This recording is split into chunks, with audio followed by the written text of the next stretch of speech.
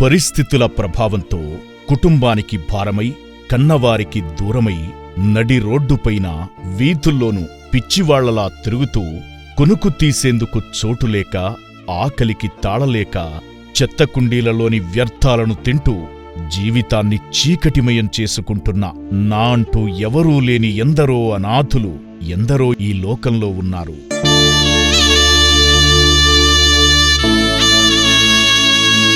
అటువంటి దిక్కులేని దీనుల కోసం శ్రీశంకర గురూజీ చౌటుప్పల్లో అమ్మానాన్న అనాథ ఆశ్రమాన్ని స్థాపించి 500 మంది అనాథలకు పునర్జన్మనిచ్చారు.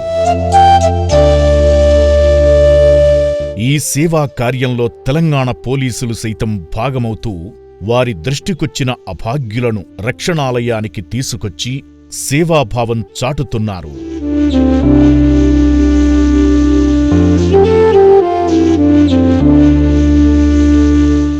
ఈ క్రమంలో మతిస్థిమితం సరిగా లేక బైరాగిలను తలపించేలా ఊడలు కట్టిన జుట్టుతో రోడ్లపై పిచ్చివాడిలా తిరుగుతూ గమ్యంలేని ప్రయాణం చేస్తున్న అభాగ్యుడిని గుర్తించిన సికింద్రాబాద్, తిరుమలగిరి పోలీసులు ఏసీపీ రమేష్ గారు, ఇన్స్పెక్టర్ నాగరాజు గారి సూచనల మేరకు అమ్మానాన్న అనాథ ఆశ్రమానికి తీసుకొచ్చి పునర్జన్మనిచ్చారు. నా పేరు హెడ్ కానిస్టేబుల్ బి విజయరాజు.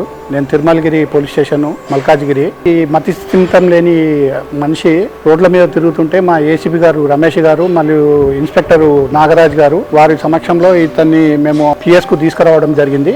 ఈయన గురించి అడిగితే ఇతను ఏం చెప్పలేకపోతున్నాడు. మెడికల్ ట్రీట్మెంట్ చేయించి ఇక్కడ అమ్మా నాన్న అనాథ ఆశ్రమంలో జాయిన్ చేయమని చెప్పి మా పై ఆఫీసర్ గారు చెప్తే మేము ఇక్కడికి తీసుకొని వచ్చాం సార్.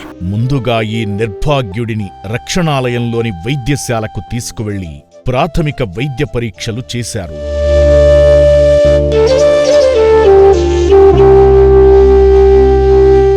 అనంతరం జుట్టు గడ్డాలను తొలగించి శరీరానికి పట్టిన మురికి వదిలేలా శుభ్రంగా స్నానం చేయించి బట్టలు ధరింపజేసి మామూలు మనిషిగా మార్చింది రక్షణాలయం.